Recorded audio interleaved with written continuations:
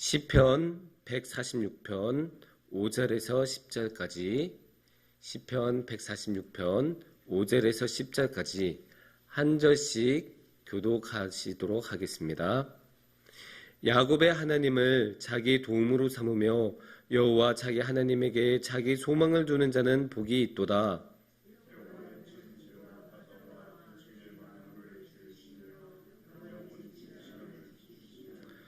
억눌린 사람들을 위해 정의로 심판하시며 줄인 자들에게 먹을 것을 주시는 이시로다. 여호와께서는 갇힌 자들에게 자유를 주시는도다.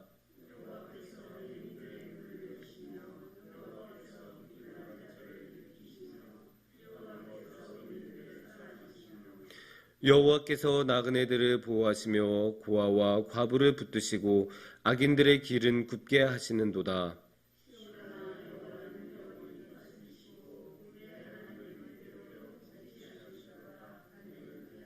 아멘.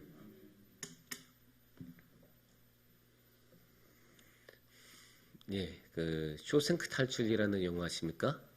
이게 그 영화도 나온 지 이미 30년도 지났고 OCN 같은 데서는 자주 방영이 되는 그런 영화인데 아주 좋은 영화예요. 저도 굉장히 좋아하는 영화고 평단에서도 아주 평가가 좋은 영화입니다. 그 영화는 이제 아주 쉽게 말하자면 어떤 남자가 주인공이 누명을 쓰고 쇼생크라는 아주 열악한 감옥에 갇혀서 10년도 넘는 세월을 억울하게 갇히다가 이제 탈출을 하게 되는 그런 내용의 이야기입니다.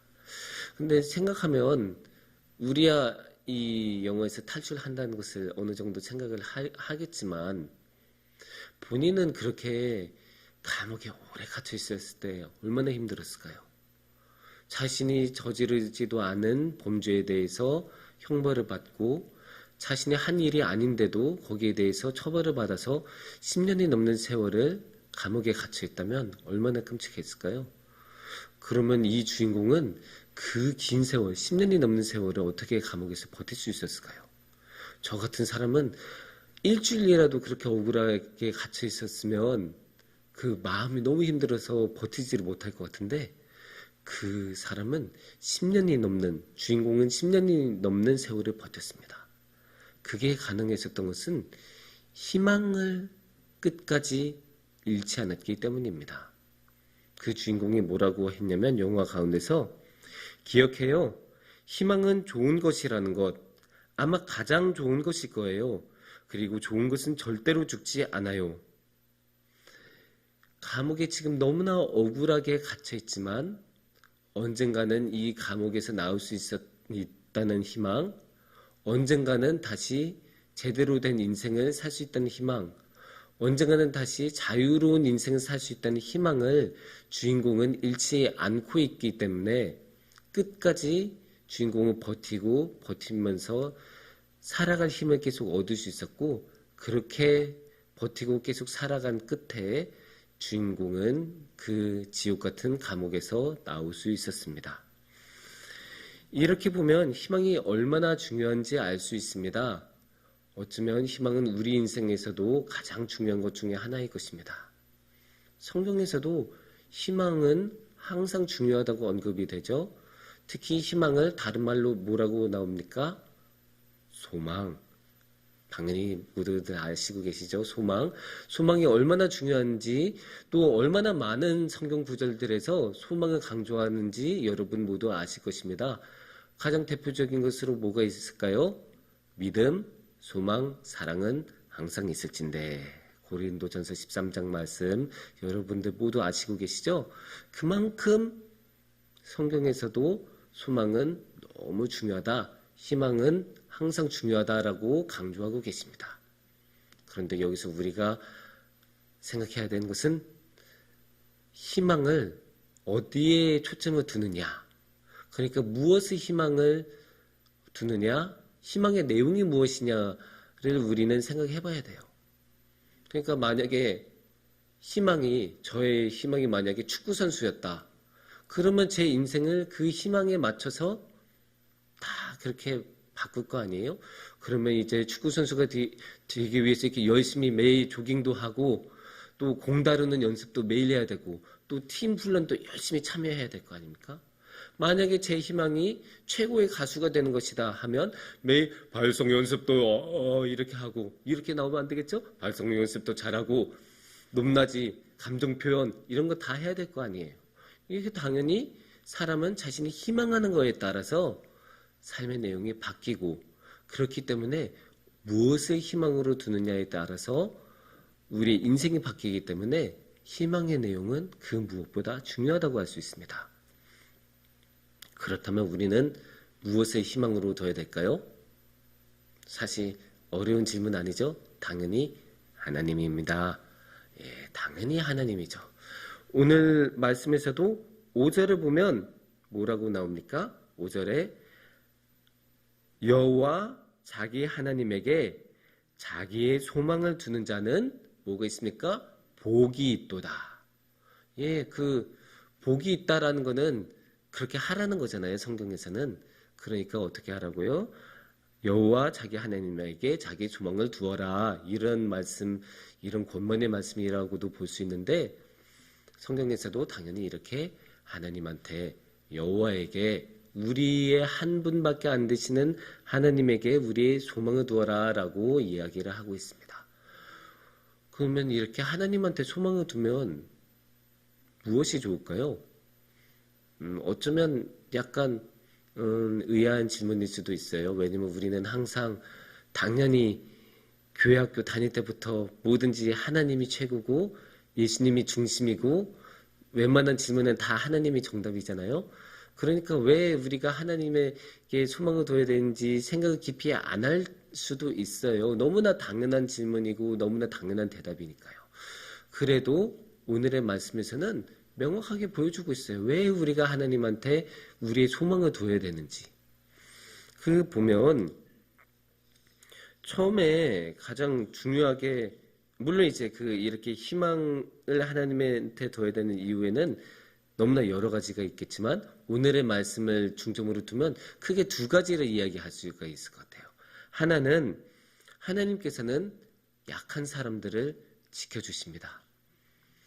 이게 큰 위로가 되는 말씀인 게 사실 약한 사람들은 기댈 곳이 없어요. 달리 약한 게 아니에요. 아니 강한 사람이 딱 누군가 기대주고 있으면 왜 그 사람이 약하겠어요?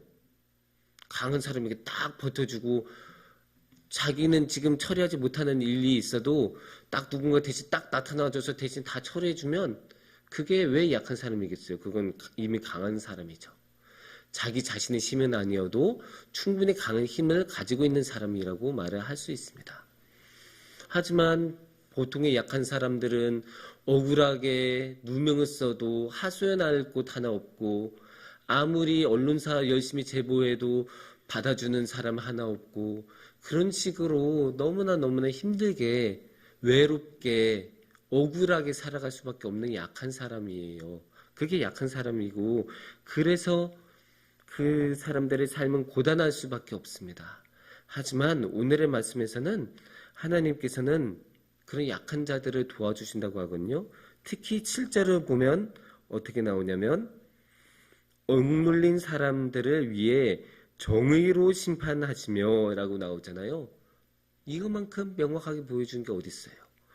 억눌린 사람들, 억울하게 당하고 있는 사람들을 하나님께서는 보시고 그 사람들을 위해 정의로 심판을 내려주신다고 합니다.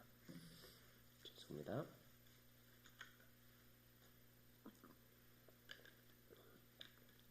그만큼 하나님께서는 원래 정의의 하나님이세요. 그래서 그렇게 억눌린 사람들이 억울하게 당한 사람들이 생기는 것을 너무너무 싫어하시는 분이시고 그래서 억눌린 자들의 편에 서시고 약한 자들의 편에 서시면서 그들을 도와주신 분이 하나님이세요. 그걸로 끝나지 않죠.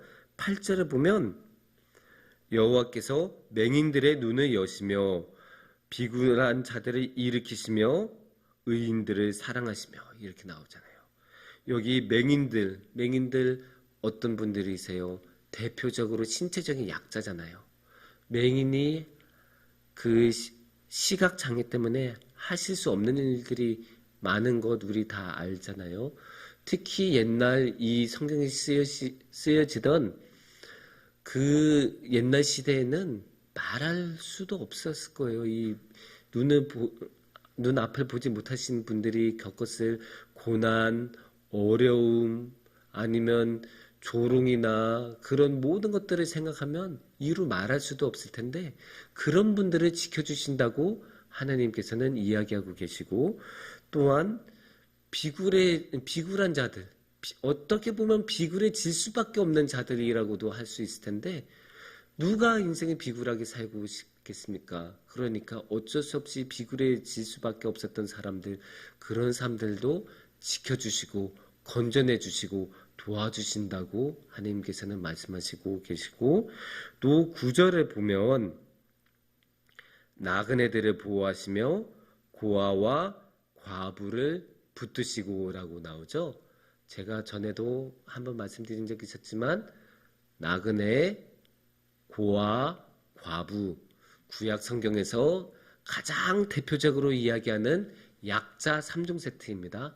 가장 약한 자로 항상 대표적으로 이야기되는 게 나그네, 고아, 과부이기 때문에 이 사람들을 지켜준다는 것은 하나님께서는 그냥 약한 사람들을 다 지켜주신다는 이야기예요.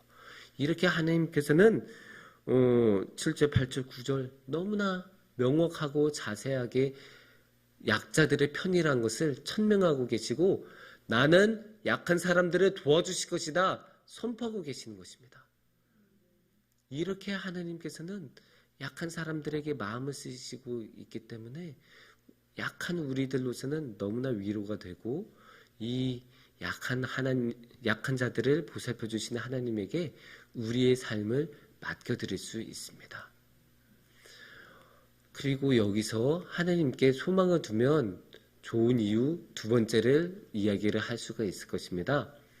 하나님께 소망을 두면 좋은 이유 두 번째, 그것은 바로 하나님께서는 변하지 않는 분, 영원하신 분이기 때문입니다.